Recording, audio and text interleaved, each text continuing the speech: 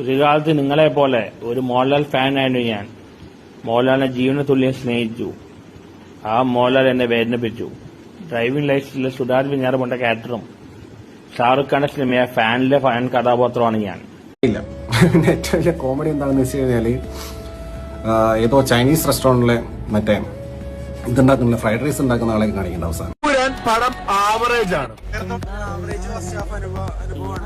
Average എന്നുള്ള review കണ്ടോണ്ടാണ് രാവിലെ തന്നെ എണീറ്റത്. പിന്നെ ഫോൺ നേരെ ഫ്ലൈറ്റ് മോഡ് ഓൺ ആക്കിയിട്ടുണ്ട്. സെൻട്രൽ സ്ക്വയർ മാളിലേക്ക് ഒരു ഒറ്റ ഓട്ടമായിരുന്നു. ഒരു റിവ്യൂ ഒന്നും കാണാൻ നിന്നില്ല. എന്ന് വെച്ച് കഴിഞ്ഞാൽ രാവിലെ ഏതോ ആരുടെ ഒരു റിവ്യൂ ജസ്റ്റ് ഇൻസ്റ്റാഗ്രാം തുറന്നപ്പോ തന്നെ ഉണ്ട് ആവറേജ് ആണെന്നൊക്കെ പറഞ്ഞത്. അപ്പോഴത്തേക്ക് പക്ഷേ നേരെ ഞങ്ങൾ പടം കാണാൻ വേണ്ടിയിട്ട് സെൻട്രൽ സ്ക്വയർ മാളിലേക്ക് പോയി. എനിക്ക് ഒരു റിവ്യൂ മറ്റുള്ളവരാരും കണ്ടുള്ള അഭിപ്രായം ഒന്നും കേൾക്കാതെ എനിക്ക് സ്വയം പോയി കണ്ട് എന്റെ റിവ്യൂ പറയണമെന്ന് എനിക്ക് ആഗ്രഹം ഉണ്ടായിരുന്നു. അതുകൊണ്ട് ഞാനും അമ്മയും കൂടെയാണ് പോയത്. എന്റെ അഭിപ്രായത്തിൽ പടം പറയുകയാണെന്നുണ്ടെങ്കിൽ നല്ല അടിപൊളി ഒരു പടമാണ്. മാക്സിമം നമ്മുടെ മലയാള സിനിമയെ എത്തിക്കേണ്ട ആ ഒരു ലെവലിൽ മാക്സിമം പൊട്ടൻഷ്യൽ ഒരു ഹോളിവുഡ് ലെവലിൽ നിന്ന് പറയണ്ട, ഇത് മലയാള സിനിമ ലെവൽ. മലയാള സിനിമയിൽ നിന്നുള്ള ആ ഒരു രക്ഷയില്ല. ഹെലികോപ്റ്റർ സീനൊക്കെ വേറെ ലെവലാണ്. ലാലട്ടന്റെ ഇൻട്രോ ഒക്കെ വേറെ ലെവലാണ്. അപ്പൊ എനിക്ക് പറയാനുള്ളത് കുറെ ഹെഡ് ക്യാമ്പയിനും കുറെ അവരെ എന്ന് പറഞ്ഞ കുറെ അഭിപ്രായങ്ങളൊക്കെ നടക്കുന്നുണ്ട്.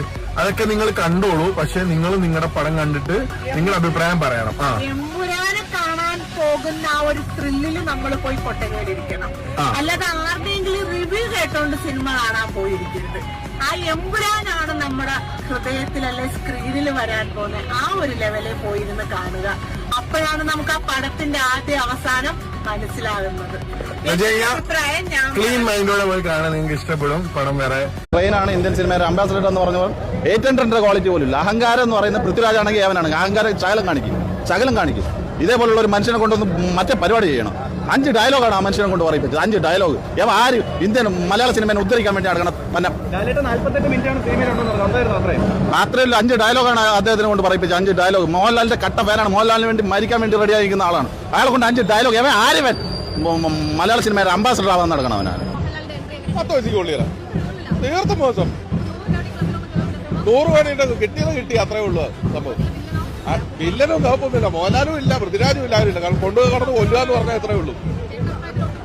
കൊള്ളില്ല. കാരണം കൊണ്ടുവരുന്ന അടുത്ത സൂപ്പർ സ്റ്റാറായിട്ട് വരുന്ന പൃഥ്വിരാജാ. അപ്പൊ മോഹൻലാലിനെ തീർക്കുക, അത്രേ ഉള്ളൂ, കഴിഞ്ഞു. എമ്പുരാന്റെ ട്രെയിലർ ഇറങ്ങിയത് കണ്ടു. പോരാ 3 മിനിറ്റ് 53 സെക്കൻഡാണ് ആ ട്രെയിലർ. ഇവർക്ക് ഇതൊരു 5 മിനിറ്റ് ആക്കിയാൽ എന്താ? അതെന്താ ടിക്കറ്റ് കിട്ടാത്തവർക്ക് അതൊരാശ്വാസമില്ലേ? പോരാ, ലെങ്ത് പോരാ.